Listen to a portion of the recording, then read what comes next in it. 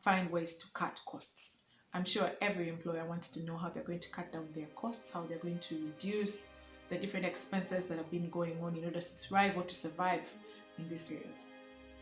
Hi there, Zuria and here. Welcome back to my channel. On this channel, I share legal tips, I share inspiration, motivation, and insights into the laws in Uganda. So if you're new here, please subscribe. If you're old, welcome back. I'm so glad that you're here. Please give this video a thumbs up, hit the like button and the notification bell so that you know when I'm uploading a new video. So today I'm sharing tips for employers. I'm sharing tips for employers to help them know how to survive and how their businesses will thrive. Period. A lot has happened. Businesses are shutting down and a lot is going on. So please stay around.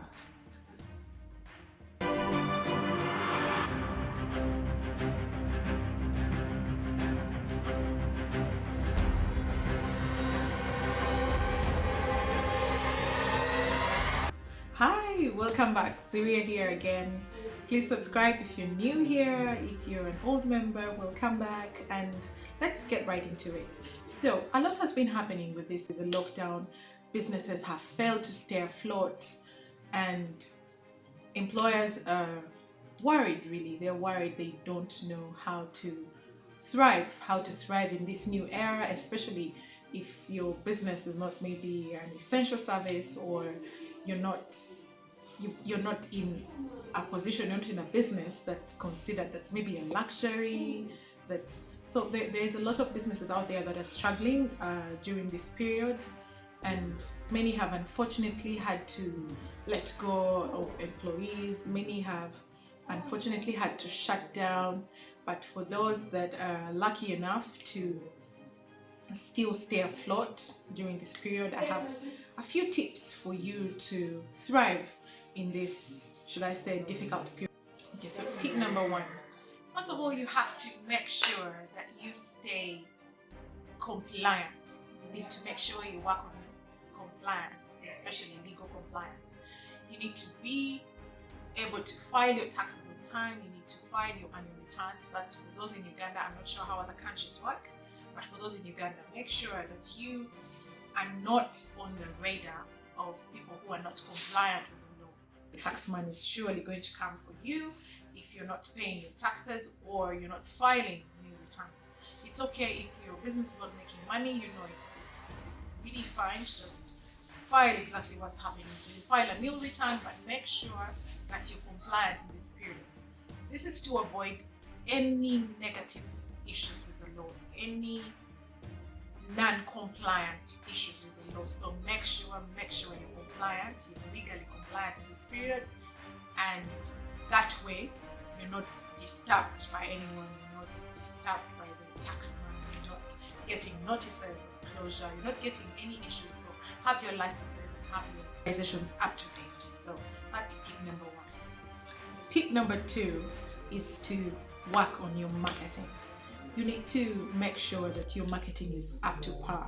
You need to get online. Make sure your business is online. Make sure you have social media pages. Make sure you're using Facebook, you're using Instagram, you're using WhatsApp, using LinkedIn. So basically, make sure your business is online. In this day and age, if your business is not seen by the rest of the world, then there is no way you're going to thrive. This pandemic has made one thing very clear, that retail as we know it, as people rushing to the shops, maybe going to stores physically to buy stuff, going to supermarkets, going to markets, going to all these different places to shop and to buy things, is almost down. Is almost down. You know, the rest of the world caught up already, but most of us in Africa had not yet caught up to online business and online shopping. But businesses are now realizing that it's literally impossible to survive in this world if your business is not online. So please make sure you create an online platform. There's lots of young men and women out there who can help you come up with like a proper digital platform that's really affordable, whereby you can let your customers know of how they can get their product, how they can shop online. So basically, get online, use Facebook, use Instagram, use WhatsApp, use all these different online platforms to market your business, to get presence online. So tip number 2, and a really important one, is get your business on the internet.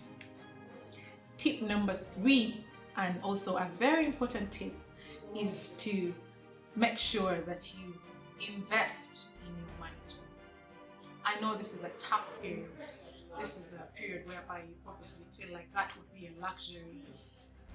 But for organizations, especially large businesses or large organizations, and you're having issues, or maybe not knowing how to lean your organization out, invest in your managers to learn skills that are going to enable them take on more work without you having to hire too many people or having the organization with too many employees. So make sure you invest in your managers and in your employees to earn skills that are relevant, especially digital skills. Now, right now, you may have all IT departments just to maybe feed information into the internet and do light work. So you could just invest in maybe a digital course for your employees so that they learn how to upload and do all these things online without necessarily having an employee or an entire department for that. So you have to make sure that you invest in your employees and your managers so that they learn these soft skills, these digital skills, these important skills that are going to help you lead the organization down. So tip number 4, which I believe is a very important tip, is to find ways to cut costs. I'm sure every employer wants to know how they're going to cut down their costs, how they're going to reduce the different expenses that have been going on in order to thrive or to survive in this post period. So you could look at things like ensuring that your employees work from home, especially for businesses which have been able to blend working from home. Ensure that employees work from home. This is going to help you cut down on costs for transport allowances, cut down on costs for maybe allowances on meals. You're going to cut down quite a number of costs, and especially office space. So you won't need as much office space if you don't have employees sitting there all the time. You could just retain maybe one office or 2 that they could come in, so you don't have to pay for all these square meters that you're paying for right now. So this is very, very crucial in helping you to cut down costs. So find different ways to reduce your expenses in this period by encouraging your employees to work from home. So that's it for today. Guys. Thank you so much. I hope this was helpful. I hope this was useful to you as an employer, you as a prospective employer, and I hope it will help your business to thrive in this period. If you have any more tips, please be sure to share them in the comments below. I'll maybe pin it, I'll incorporate it maybe in the next video. If you want me to discuss something that's important to you in the line of motivation, in the line of inspiration, in the line of the legal environment in Uganda, please be sure to share that with me, and I'll definitely discuss that. So if you've not subscribed, please subscribe, hit the notification bell, and be sure to give this video a big thumbs up, as it helps with the YouTube algorithm. And that's it for today, so see you next time. Bye bye.